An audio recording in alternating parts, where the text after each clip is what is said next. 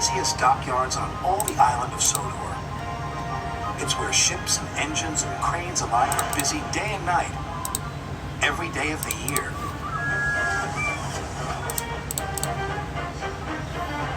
But poor Cranky the Crane never gets a nap. He never gets to sleep early. He works all the time. And his only company are the gulls that settle on his arm. So Cranky is always cranky.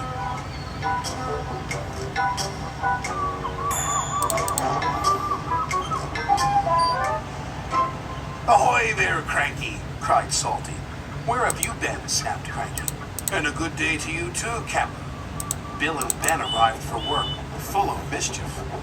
"Hurry up," snapped Cranky. "I haven't got all day." "You're no fun," grumbled Bill. "You wouldn't be fun if you were stuck up here," snapped Cranky. "So that's why you're cranky," said Bill.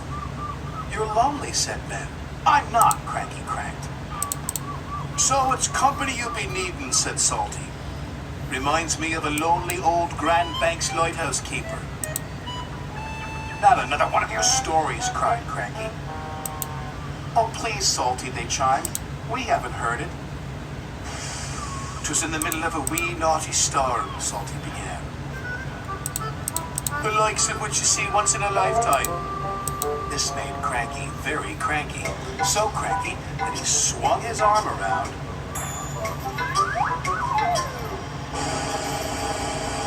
and dropped the pipes onto the tracks instead of the trucks.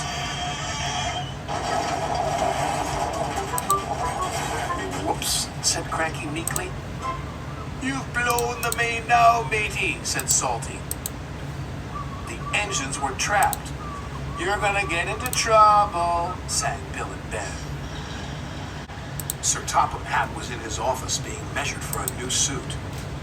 When he heard the news, he left immediately for the docks. Sir Topham Hatt knew that any delay at the docks could cause trouble. "You have made a terrible mess, Cranky," he said sternly.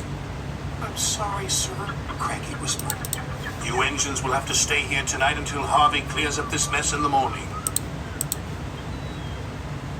Cranky's heart sank as Salty uttered those fateful words. "That reminds me of a story. It was a bitter cold winter. The brave little ship was stuck until the ice melted the next spring. He barely made it round the Cape. After 100 scary days at sea without a scratch, he sailed into port and crashed his bow on 15 feet from my buffers. Luckily, no one was hurt. Except my ears," wailed Cranky. Salty spent all night telling tales of powerful storms, daring rescues, and brave little ships.